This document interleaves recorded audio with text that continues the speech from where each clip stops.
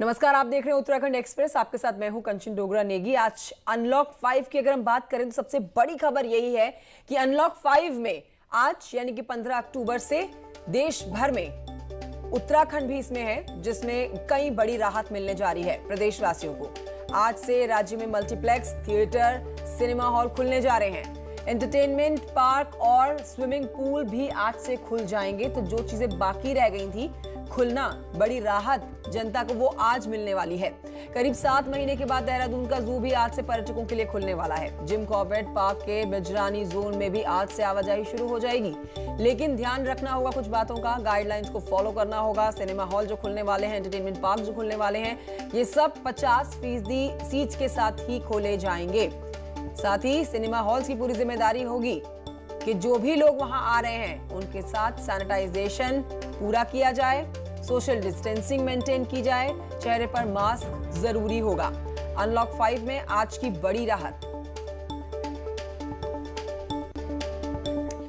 इस बीच आपको यह भी बताएं कि जिम कॉर्बेट नेशनल पार्क का बिजरानी जोन भी आज से खोल दिया जाएगा। आज सुबह 6:30 बजे बिजरानी जोन का गेट पर्यटकों के लिए खोल दिया गया है। पहली शिफ्ट में सुबह 6:30 बजे से 10:30 बजे तक बिजरानी में डे विजिट हो सकेगा, जबकि दूसरी शिफ्ट में दोपहर के 2 बजे से शाम के 6 बजे तक लोग आ जा सकेंगे। साथ ही साथ आपको बताएं कि पहली बार 15 अक्टूबर यानी कि आज से बिजरानी में नाइट स्टे की भी सुविधा शुरू हो जाएगी। पार्क प्रशासन की माने तो कोविड के चलते गेस्ट हाउसेस में ऑक्सीजन सिलेंडर भी रखे जा रहे हैं, ताकि किसी भी इमरजेंसी पर इनका प्रयोग किया जा सके। पहले दिन के लिए पार्क के इस जोन की ऑनलाइन बुकिंग फुल हो गई है।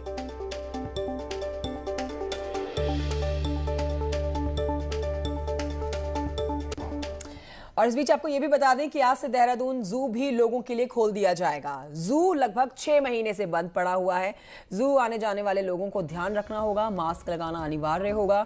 साथ ही कोविड की गाइडलाइंस को फॉलो करना होगा, जिसमें सोशल डिस्टेंसिंग का ध्यान रखना बेहद जरूरी है।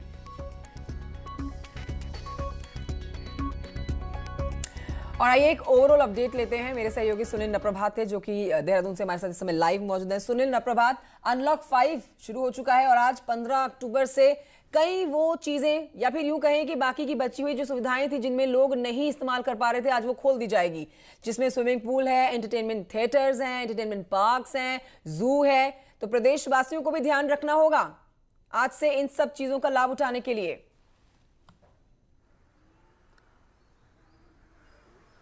बिल्कुल कंचन, इसके साथ ही जो इंटर स्टेट जो ट्रांसपोर्ट था उसमें भी छूट दे दी गई है। अभी तक उत्तराखंड से यूपी और राजस्थान के लिए ही परिवहन निगम की बसें चलती थी। अब 4 और राज्यों के लिए, जिसमें पंजाब है, चंडीगढ़ है, हरियाणा और हिमाचल, यहाँ पर भी आज से जो रोडवेज की बसें हैं वो चलनी शुरू हो जाएंगी। तो इससे लोगों की जो अभी तक दिक्कतें आ रही थी ट्रांसपोर्टेशन में, वो समाप्त हो जाएंगी। इसके साथ ही जो एंटरटेनमेंट पार्क है, खासकर अगर मैं देहरादून जू की बात करूँ तो एक बड़ा हब है देहरादून जू, जहाँ पर पूरे देहरादून और आसपास के क्षेत्रों से लोग देहरादून जू को घूमने आते थे। करीब यहाँ पर 7,000 से 8,000 टूरिस्ट एक दिन में इस जू में आते थे। तो पिछले 6 महीने से जू को बिल्कुल पर्यटकों के लिए बंद कर दिया गया था। आज सुबह 9 बजे से जू भी पर्यटकों के लिए खोल दिया जाएगा। इसमें बहुत सारे एहतियात बरते जा रहे हैं। जो एसओपी है, जू प्रशासन का दावा है कि उस एसओपी का पूरी तरह से पालन किया जाएगा। इसके लिए जू में पूरी सैनिटाइजेशन की प्रक्रिया संपन्न कर दी गई। और इसके साथ ही ये नियम रखा गया कि जो भी टूरिस्ट जू में जाएगा उसके पास मास्क अनिवार्य रूप से होना चाहिए, वो अनिवार्य रूप से मास्क पहना होना चाहिए। इसके अलावा जू में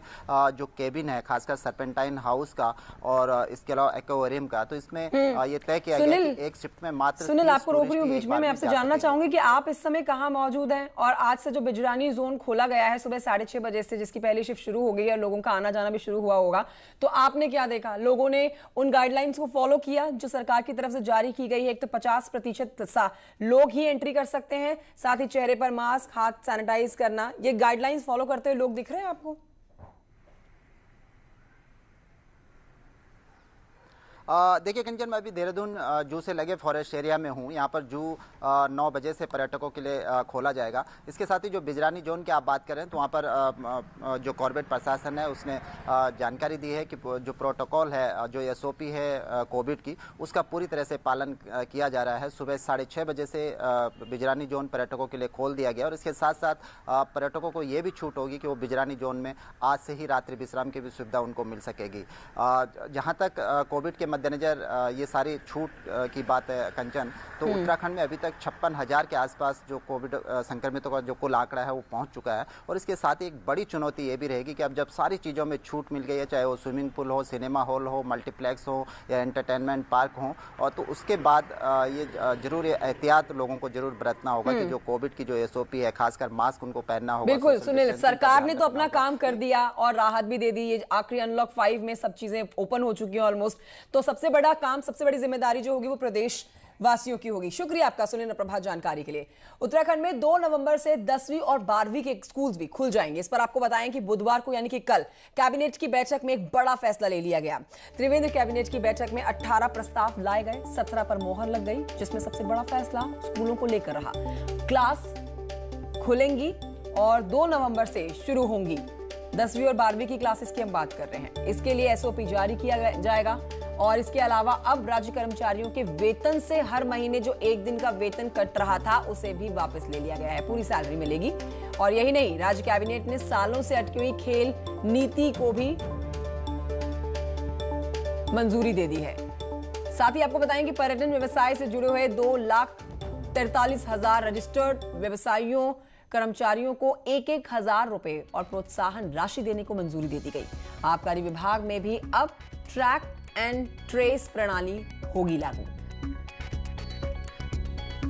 तो कल 18 प्रस्ताव लाए गए, जिनमें से 17 पर तो मोहर लग गई। और आप ग्राफिक्स के जरिए समझ रहे हैं, कल एक बहुत बड़ा काम पूरा किया गया है जिसमें कई सुविधाएं दे दी गई हैं और सबसे बड़ी बात, जो 1 दिन का वेतन कट रहा था कर्मचारियों का, वो भी वापस ले लिया गया है।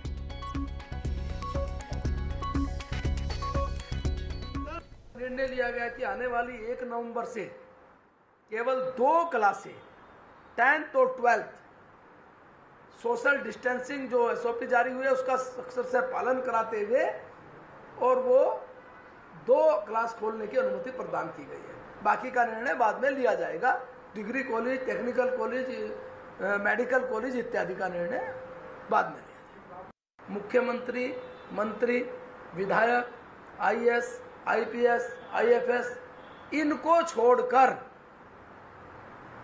बाकी जो ये महीना चल रहा है, इस महीने से ये कटौती समाप्त कर दी गई है। तो 10th और 12th के क्लास के बच्चे जो हैं अब अगले महीने 2 नवंबर से स्कूल जा सकेंगे, क्लासेस अटेंड कर सकेंगे, लेकिन सिर्फ और सिर्फ 50% बच्चे।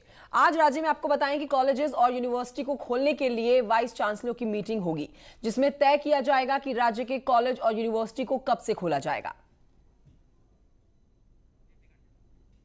बीजेपी के राष्ट्रीय मुख्य प्रवक्ता और उत्तराखंड से सांसद अनिल बलूनी ने कोटद्वार और टनकपुर के लिए जन शताब्दी ट्रेन की मांग की है।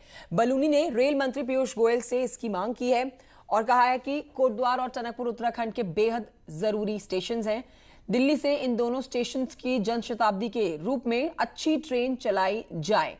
साथ ही बलूनी ये भी कहते हैं कि पीयूष गोयल ने हमेशा उत्तराखंड की मांगों को पूरा किया है। उम्मीद है कि इस बार भी टनकपुर कोटद्वार तक दिल्ली से जन शताब्दी ट्रेन शुरुआत की जाएगी इसकी। आज मैं आप लोगों के मध्य रेलवे की बात करने के लिए हूँ। मैं ये कह सकता हूँ कि रेल मंत्री पीयूष गोयल जी के रहते जितना कार्य उत्तराखंड में हुआ है, इतना शायद कभी इससे पहले नहीं हुआ है। बहुत सारी नई रेलवे लाइंस का काम चल रहा है। बहुत सारी नई रेलवे लाइन के बारे में आदरणीय पीयूष जी ने हम लोगों को आश्वासन भी दिया है। कई ट्रेनें चली हैं, तो इस बहुत सारा काम इस प्रकार से हुआ है। आज मैं पीयूष जी से कुछ मांगने जा रहा हूँ और उत्तराखंड की तरफ से जब भी पीयूष गोयल जी से कुछ मांगा गया है, पीयूष गोयल जी ने उसको खुले हृदय से लिया है। इसलिए मुझे पूरा विश्वास है कि जो आज मैं मांग करने जा रहा हूँ, पीयूष जी उसको भी सहर्ष अपनी स्वीकृति देंगे।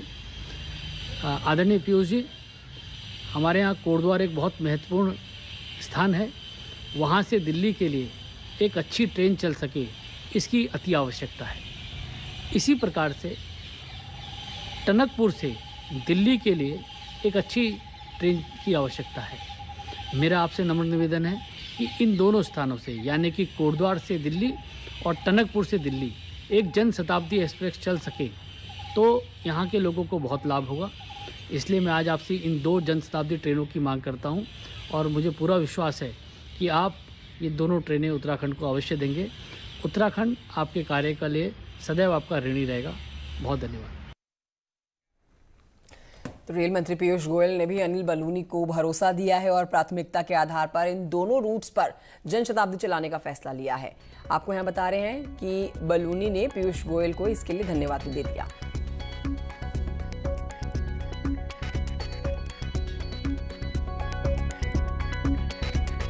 Welcome back. आप देख रहे हैं उत्तराखंड एक्सप्रेस और खबर देहरादून से है, जहां के दिलाराम स्थित यूनियन बैंक के मैनेजर ने खाता धारकों की 40 लाख की रकम का घोटाला कर दिया है। साल 2018 इस बैंक के मैनेजर प्रवीण डंगवाल ने बैंक में करीब 5 से 7 लोगों के खातों से डॉक्यूमेंट्स लगाकर लोन के साथ लिमिट बढ़ाई और करीब 40 लाख रुपए इन खातों से उड़ा दिए। वहीं खाता धारकों को ये तब पता चला जब उनके घर के लोन की किस्त जमा न करने के नोटिस उन्हें मिलने लगे। ग्राहकों ने बैंक पहुंचकर ये पता लगाया। बैंक मैनेजर ने अपना ट्रांसफर पुणे करवा लिया, ये उनको बाद में पता लगा बैंक में पता करने के बाद। इतना ही नहीं, बैंक मैनेजर्स ने ग्राहकों के खिलाफ ब्लैकमेलिंग का केस दर्ज करा दिया। उल्टे मामले की पुलिस जांच कर रही है, लेकिन बैंक अधिकारी कुछ भी बोलने से बच रहे हैं। कई लोगों ने और भी अखबार में पढ़ने के बाद हमारे घर भी गए, वो उन्होंने भी एप्लीकेशन लगाई, मगर शायद मुझे लग रहा है कि वो उन्ना तो उनकी FIR हुई, मुझे नाम भी मालूम है, और उनकी एप्लीकेशन यहाँ है, उन पर FIR नहीं हो रही और उन पर भी शायद फैसला हो चुका। दबाव के चलते उन्होंने एक अभी FIR दर्ज करवाई है उनके नाम से कि हम लोग ब्लैकमेलिंग कर रहे हैं। उस पर कार्रवाई बहुत हो रही है, लेकिन हमारे वाला जो FIR थी उसको रोक दिया गया है। जो इन्वेस्टिगेशन है वो जो कंप्लेनेंट है उनके द्वारा बताया गया था कि इसका इन्वेस्टिगेशन वो किसी गजेटेड अफसर से चाहते हैं, तो उसमें उसका इन्वेस्टिगेशन जो है वो गजेटेड अफसर को ट्रांसफ़र कर दिया गया है। तो इसमें बेसिकली 2 मुकदमे पंजीकृत हुए हैं। एक मुकदमा जो है वो बैंक मैनेजर के द्वारा लिखवाया गया है और एक मुकदमा है जो कि कोर्ट के माध्यम से हमारे पास आया है, जो कि बैंक मैनेजर के खिलाफ है। तो CCT जो है वो इन दोनों मामलों को देख रहे हैं। उनको बताया गया है कि जो भी लॉफुल कार्रवाई है, जो सही कार्रवाई है वो किया जाए, और इसमें जो भी फैक्ट्स निकल के आते हैं दोनों मामलों में उसी हिसाब से कार्रवाई की जाए। आगे बढ़ते हैं और अब बात करते हैं पिथौरागढ़ की। पिथौरागढ़ के धारचूला में नेपाल को जोड़ने वाले इंटरनेशनल पुल एक बार फिर से खोला गया है। इस दौरान नेपाल से 71 लोग भारत आए, जबकि भारत से 91 लोग नेपाल गए। पुल करीब 1 घंटे के लिए खोला गया। इस दौरान भारतीयों ने नेपाल में रहने वाले अपने रिश्तेदारों को जरूरी सामान दिया। पुल खोलने के दौरान भारत के व्यापारियों ने भी जमकर विरोध किया। अब भारतीय व्यापारियों का ये कहना है इस पर कि पुल बंद होने से उनका कारोबार पूरी तरह से चौपट हो गया है। ऐसे में भारत और नेपाल सरकार दोनों इंटरनेशनल पुलों को पहले की तरह खोल दें।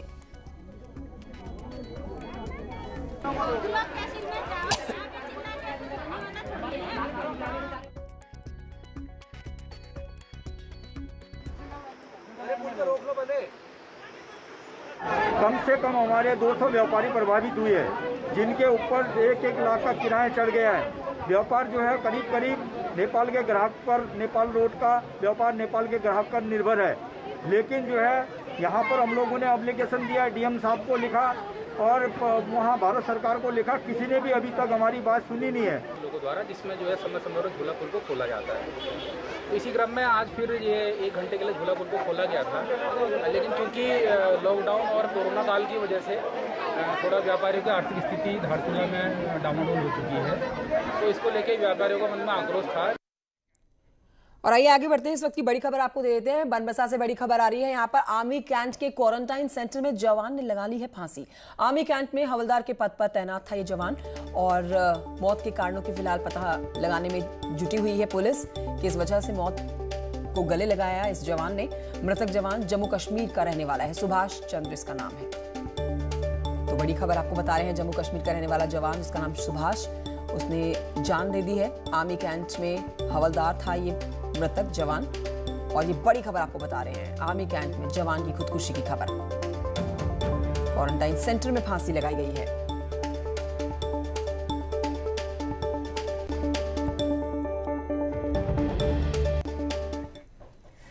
कभी अभिन्न मित्र रहा नेपाल अब पूरी तरह से भारत का विरोधी हो चुका है।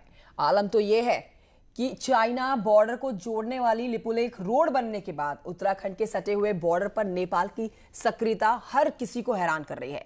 इस बॉर्डर पर सुरक्षा तंत्र को मजबूत करने के साथ ही नेपाल सड़कों का जाल भी अब बिछा रहा है। रिपोर्ट देखिए। लिपुलेख सड़क के उद्घाटन के बाद नेपाल ने भी भारत से लगे इस बॉर्डर में अपना सुरक्षा तंत्र खासा मजबूत कर लिया है। आप देख सकते हैं निचले इलाकों में यहाँ पर सड़क बनाई गई है और इसके ठीक ऊपर अगर उस चोटी में आप देखेंगे तो वहाँ पर ब्रह्मदेव से लेकर तिंकर तक 425 किलोमीटर की सड़क बनाई जा रही है। इस सड़क का काम पहले नेपाल की एक एजेंसी देख रही थी, लेकिन भारत के साथ जो सीमा विवाद गहराया उसके बाद इसका काम नेपाल की आर्मी देख रही है।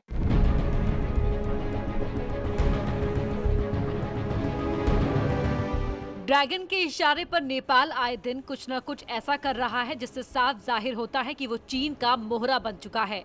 चाहे लिपुलेख रोड के उद्घाटन के बाद भारत पर कब्जे का आरोप हो या अपने नए राजनीतिक नक्शे में भारत के गुंजी, नाबी और कूटी को अपना बताना हो।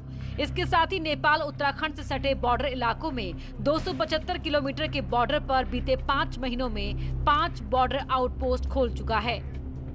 नेपाल ने पूरे उत्तराखंड बॉर्डर पे 15 जो है बीओपी बना दी हैं और 2 बीओपी बननी बाकी हैं।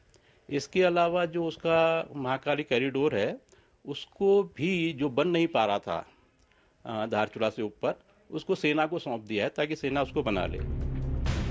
यही नहीं, इस बॉर्डर को नेपाल हवाई सेवा से भी जोड़ रहा है। इसी हफ्ते बैतडी से धनगढ़ी के लिए नियमित उड़ान शुरू होनी है। अगर बात सड़कों की करें तो ब्रह्मदेव से तिंकर तक 425 किलोमीटर का महाकाली कॉरिडोर बन रहा है और इस कॉरिडोर को बनाने का जिम्मा अब नेपाली सेना के हवाले है।